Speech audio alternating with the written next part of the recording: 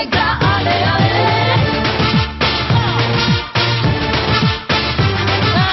K Nayanar സ്മാരക വായനശാല and ഗ്രന്ഥാലയം 21ാം വാർഷികം ആഘോഷിക്കുന്ന ഈ വേളയിൽ നമ്മുടെ മുൻ മുഖ്യമന്ത്രി ഇ കെ നയനാറെ കുറിച്ച് അനുസ്മരിക്കുമ്പോൾ, ഇ കെ നയനാർ എന്ന കൃഷ്ണൻ നയനാർ കേരളത്തിന് ഒരിക്കലും മറക്കാനാവാത്ത മുഖ്യമന്ത്രി.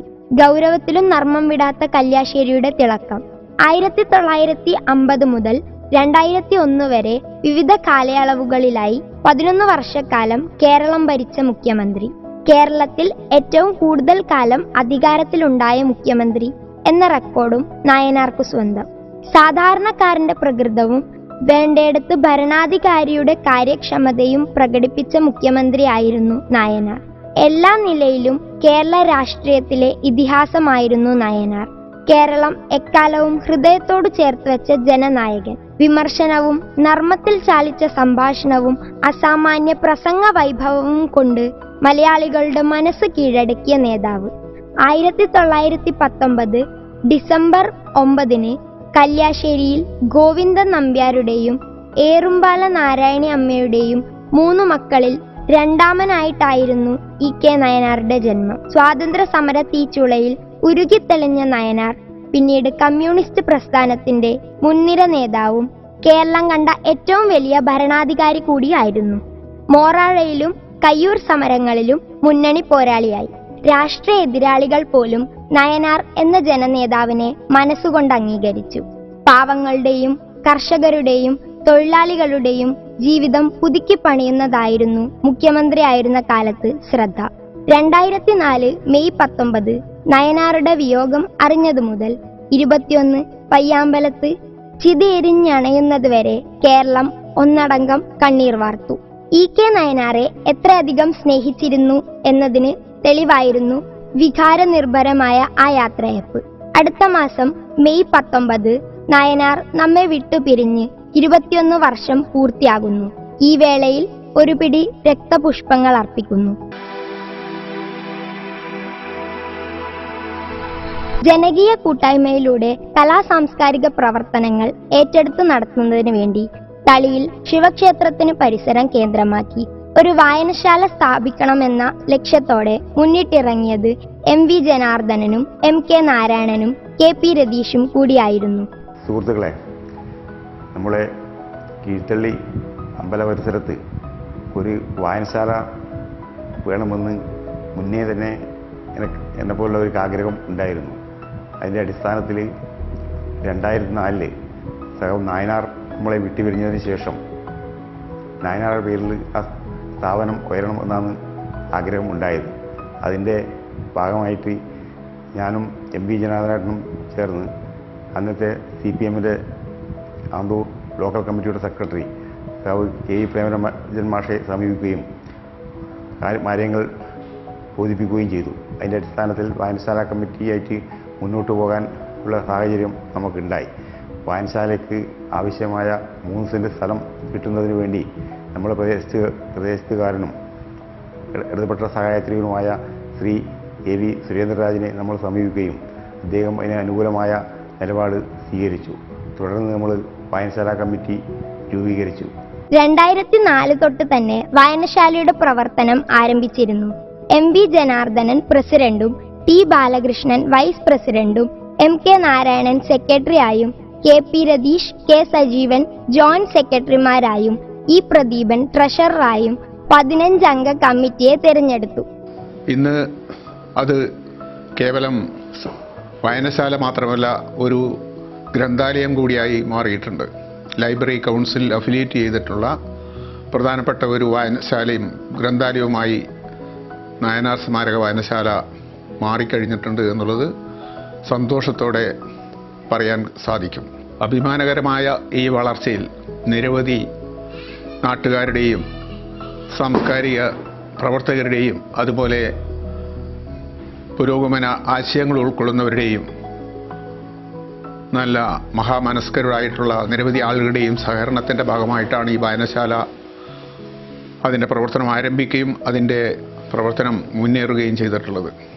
യോഗങ്ങൾ സെക്രട്ടറി എം കെ നാരായണന്റെ വീട്ടിലായിരുന്നു ചേർന്നിരുന്നത്. അന്നു തൊട്ട് എല്ലാ യോഗങ്ങളിലും സ്വന്തമായൊരു കെട്ടിടം വേണമെന്ന ആവശ്യം ഉയർന്നു വന്നിരുന്നു.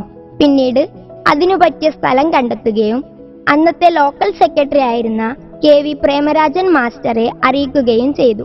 2004 അതിൻ്റെ ഒരു ആരംഭഘട്ടം എന്ന നിലയിലുള്ള ഒരു യോഗം ചേരുകയും അതിനുശേഷം നമ്മുടെ AV സുരേന്ദ്രരാജ് എന്ന് പറയുന്ന മഹാനായ, നമുക്കിപ്പോൾ ആ രീതിയിൽ അദ്ദേഹത്തെ വിശേഷിപ്പിക്കേണ്ടതായിട്ടുണ്ട്. കാരണം സൗജന്യമായിട്ട് 3 സെൻറ്റ് നമുക്ക് അനുവദിക്കുകയും അതിൻ്റെ ഭാഗമായിട്ട് നമുക്ക് ഒരു പുതിയ ഒരു ഉണർവ് അതിനുശേഷം നമുക്ക് വരുന്ന ഒരു സ്ഥിതിയാണ് ഉണ്ടായിട്ടുള്ളത്. പിന്നീട് വളരെ ആവേശപൂർവ്വമാണ് ഏതാണ്ട് 1.5 വർഷം കൊണ്ട് നമുക്ക് ആ ബിൽഡിങ് നിർമ്മിച്ച് നാടിന് സമർപ്പിക്കാൻ വേണ്ടി സാധിച്ചത്. സ്വന്തമായൊരു കെട്ടിടം നിർമ്മിക്കാൻ തീരുമാനിച്ചപ്പോൾ തന്നെ കെട്ടിട നിർമ്മാണത്തിന് ആവശ്യമായ സ്ഥലം ശ്രീ AV സുരേന്ദ്രരാജ് സൗജന്യമായി നൽകുകയും ചെയ്തു. ഇത് തുടർന്നുള്ള വായനശാലയുടെ പ്രവർത്തനങ്ങൾക്ക് വളരെയേറെ ആവേശം പകർന്നിട്ടുണ്ട്. അതിനുശേഷം നാട്ടുകാരുടെ യോഗം വിളിച്ചു ചേർത്തുകൊണ്ട് വായനശാല സ്ഥാപിക്കുന്നതിനുള്ള തീരുമാനമെടുത്തു. തുടർന്ന് കെട്ടിട നിർമ്മാണ കമ്മിറ്റി രൂപീകരിക്കുകയും MV ജനാർദ്ദൻ ചെയർമാനായും KP രതീഷ് കൺവീനറായും ഭാരവാഹികളെ തിരഞ്ഞെടുത്തു. ഈ കമ്മിറ്റിയുടെ നേതൃത്വത്തിലായിരുന്നു നിർമ്മാണ പ്രവർത്തനം നടന്നത്. കെട്ടിട നിർമ്മാണത്തിന്റെ ശിലാസ്ഥാപനം നടത്തുന്നത് 2005 അന്നത്തെ പാർട്ടി ഏരിയ സെക്രട്ടറി P വാസുദേവന്റെ അധ്യക്ഷതയിൽ ജില്ലാ സെക്രട്ടറി ആയിരുന്ന MV ഗോവിന്ദൻ മാസ്റ്റർ ആയിരുന്നു. കൃത്യം 2 വർഷമാകുമ്പോൾ തന്നെ നിർമ്മാണം പൂർത്തിയാക്കി. ജനങ്ങളുടെ നല്ല നിലയിലുള്ള സഹകരണം ഒന്നുകൊണ്ട് മാത്രമാണ് കെട്ടിടപ്പണി ഇത്രയും വേഗത്തിൽ പൂർത്തിയാക്കാൻ സാധിച്ചത്. എല്ലാ വിഭാഗം ജനങ്ങളും വായനശാലയ്ക്ക് വേണ്ടി ആത്മാർത്ഥമായി സഹകരിച്ചു. 2007 പാർട്ടി ജില്ലാ സെക്രട്ടറി P ശശിയുടെ അധ്യക്ഷതയിൽ അന്നത്തെ സംസ്ഥാന സെക്രട്ടറി പിണറായി വിജയൻ വായനശാല നാടിന് സമർപ്പിച്ചു. നയനാറുടെ ഫോട്ടോ അനാച്ഛാദനം ചെയ്ത് തളിപ്പറമ്പ് MLA ആയിരുന്ന CKP പത്മനാഭനായിരുന്നു. ഈ വായനശാല ഇവിടെ വന്നതോടുകൂടി ഈ പ്രദേശത്തെ എല്ലാ വിഭാഗം ജനങ്ങളും ഒത്തുചേരുന്നതിന് വേണ്ടി ഒരു വേദി തുറക്കപ്പെടുകയാണ്. പിന്നീട് വായനശാലയ്ക്ക് EMS എന്ന പേരിൽ ഒരു ഹാൾ നിർമ്മിക്കണമെന്ന് കമ്മിറ്റികളിൽ ഉയർന്നു വരികയും ഒരു പരസ്പര സഹായ നിധി ആരംഭിക്കുകയും ചെയ്തു. ജനങ്ങളും നല്ല ആവേശത്തോടുകൂടി പരസ്പര സഹായ നിധിയിലേക്ക് ചേർന്നു. വായനശാലയുമായി നല്ല രീതിയിൽ സഹകരിക്കുകയും വളരെ പെട്ടെന്ന് തന്നെ നാടിന് സമർപ്പിക്കുകയും ചെയ്തു. നമ്മുടെ MLA Shri MV Govindan master ആയിരുന്നു EMSന്റെ പേരിലുള്ള ഹാൾ നാടിന് സമർപ്പിച്ചത്.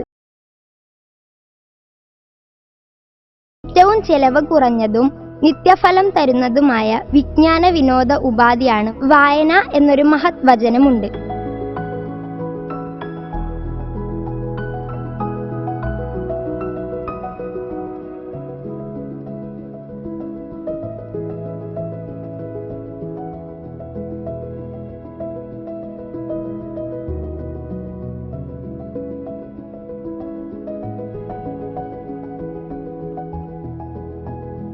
കേരളത്തിലുടനീളമുള്ള വായനശാലകളെ പ്രോത്സാഹിപ്പിക്കുന്നതിനും സഹായങ്ങൾ നൽകുന്നതിനും വേണ്ടി സർക്കാർ രൂപം കൊടുത്ത ഒന്നാണ് കേരള ഗ്രന്ഥശാല സംഘം.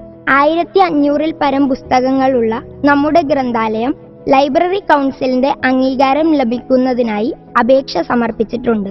എങ്കിലും ഗ്രന്ഥശാല വൈകുന്നേരം 5 മണി മുതൽ പ്രവർത്തിക്കാറുണ്ട്. നല്ല രീതിയിൽ ജനങ്ങൾ അത് സഹകരിച്ചു വരുന്നു. വിവിധ തരം അഭിരുചികൾക്കനുസരിച്ച് ആളുകൾക്ക് ഇണങ്ങുന്ന തരത്തിൽ പ്രസിദ്ധീകരണങ്ങൾ ഇന്നിവിടെ ലഭ്യമാണ്. പുതുതലമുറകളിൽ വായനയുടെ വെളിച്ചം കെടാതെ കാക്കുന്നതിന് ഇതുപോലുള്ള വായനശാല ലൈബ്രറികൾക്ക് കഴിഞ്ഞിട്ടുണ്ട്. കല്യാണം, പിറന്നാൾ തുടങ്ങിയ വിശേഷ ദിവസങ്ങളിൽ പുസ്തകം സംഭാവനയായി നൽകുന്ന പതിവ് ഇപ്പോൾ ഉണ്ട്.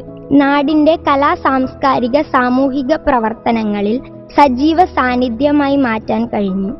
ആ നിലയിൽ ഈ സ്ഥാപനത്തെ വളർത്തിയെടുക്കുന്നതിനു വേണ്ടി തുടർന്ന് എല്ലാവരുടെയും സഹായ സഹകരണങ്ങൾ ഉണ്ടാവണമെന്ന് അഭ്യർത്ഥിക്കുന്നു.